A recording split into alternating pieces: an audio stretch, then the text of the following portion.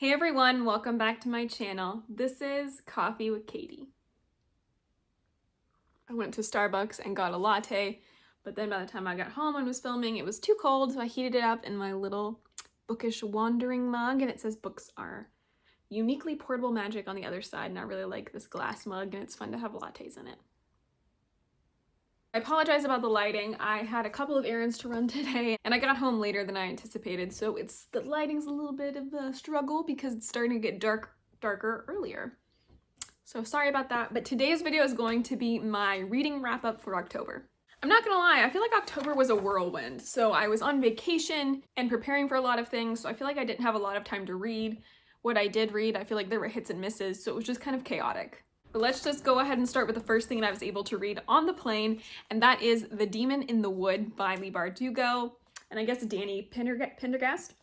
This is the graphic novel form of the prequel story for The Darkling Demon in the Wood, and I read this on the plane and it was super fun, and I flew through it and I absolutely loved it. I gave it 5 stars, of course.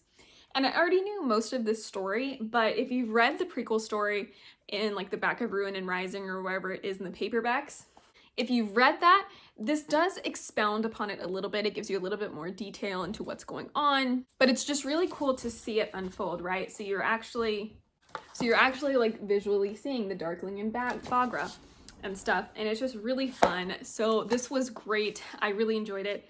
My only complaint is that I wish there was more of it, and I wish we could have more Darkling stories, but other than that, it was fantastic and I loved it.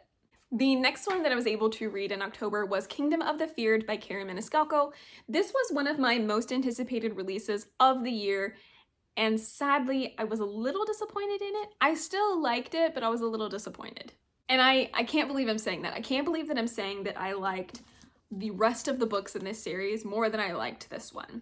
I think it was because there was a lot of buildup around the spice aspects of this book, that it just felt like there was so much build up in the other 2 books to build up to that point, that then when you got it, it seemed like it focused more on that than the rest of the plot in the book. So it felt like the focus really shifted to just have a lot of spice scenes, and then it felt like there was way too much of the plot to wrap up in this book. Like way too many loose ends to tie together, way too many plot points to reveal for the book. So it felt a little rushed, and it kind of felt like the plot was thrown together a little bit. And I know that I'm making it sound worse than it actually is, but I think it was just because I loved the first 2 books so much that it felt a little bit flat for me and was just a little disappointing. I think it had a lot of potential and was just executed a little bit poorly. And it also seemed like there wasn't enough time to put all the pieces together. I do like the story overall and I liked it, but I guess I was just hoping for more. It also seemed like the mystery was kind of strange, and a lot of the clues that you pick out throughout the series were just like thrown in there to throw you off, but didn't actually mean anything or point to anything. And not in like a misleading type of way where you pick up clues and you're like, oh, this person did this murder or whatever.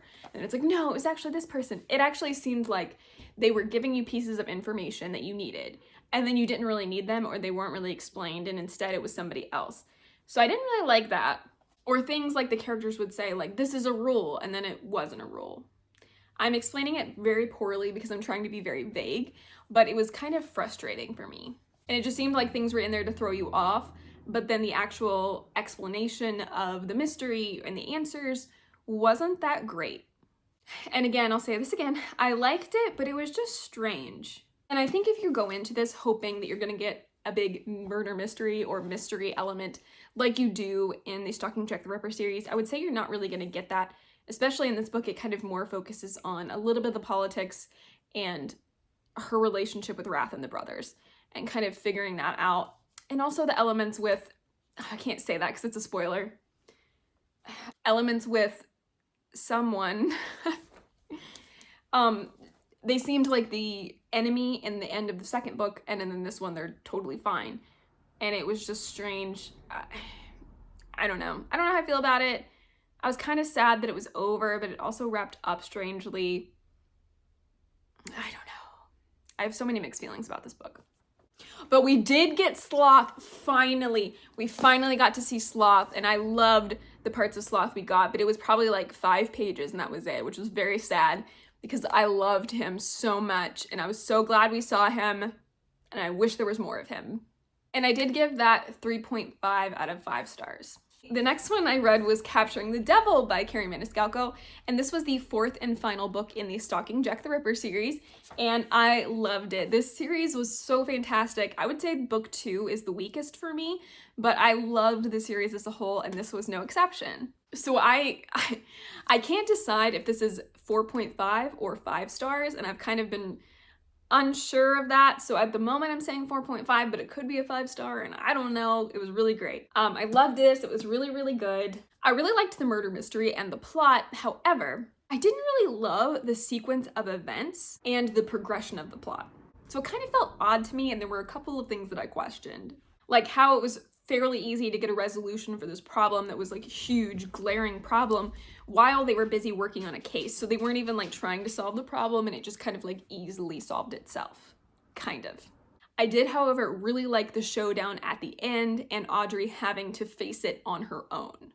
That was really great. I really appreciated that. I like how it kind of tied the story and the rest of the series together. It was really great. And Thomas Cresswell is amazing, and I love him so much, and he is just a fantastic character. So yeah, I loved this series. It is so good. The next one that I read that I finally read a book from this author is The Shadows Between Us by Tricia Levenseller. So this book was fun. I liked the like cutthroatness of it while it also being fairly tame and fun, which is such an odd balance to strike, and she did it. I liked the main character. I didn't think she was like very annoying. Oh, hi bud.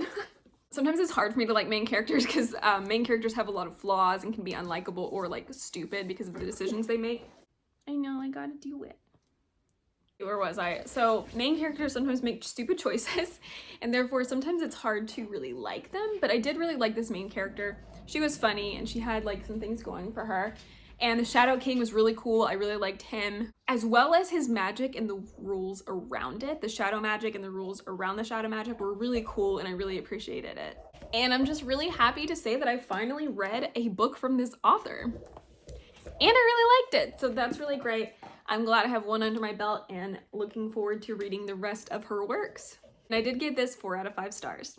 And the last book that I was able to read in October was The Golden Enclaves by Naomi Novik. So I did wrap up 3 series this month, which is great. And while I did like this because I really do like the series, this book was not my favorite. This was probably the weakest out of the 3 for me, unfortunately. And even though I'm really glad for the resolution, this book was a different tone and pacing. This book was just different than the rest of them because the rest of them are in the school. This is not. I also really didn't like the explanation that it gave for Orion. If you know what I'm talking about, it just kind of frustrated me. It felt kind of strange. I didn't like the explanation. The rest of it was good and had the same kind of stream of consciousness, funny dialogue that the rest of the books have, which I do appreciate. Yeah, some of it was just strange and I didn't love it, but I am glad to have resolution, like I said, from finishing the series, and I did really like it as a whole. But I did give it 3 stars. All right, everyone. Well, that is all of the books that I read in October. I think I'm kind of starting to be in a little bit of a slump, so I'm trying to pick books that I'm really interested in to help me get out of that. I think part of it is when it gets really cold outside, my mood goes down, as does a lot of people's, and so reading like really heavy or slower books can be hard for me. So trying to stay away from that. For the most part, there's some that I want to read that are like longer high fantasy, but I digress. I'm rambling at the moment. But yeah, those are all the books that I read. Hopefully I will be able to get more read in the next coming months, but the year is coming to a close, which is crazy. And the holidays are approaching, so things are going to be busy but fun. But yeah, thank you so much for watching as always. Please comment down below and let me know some of your favorite reads of October. Please like this video if you liked it, subscribe if you want to, and I will see you next time. Stay safe and caffeinated. Bye.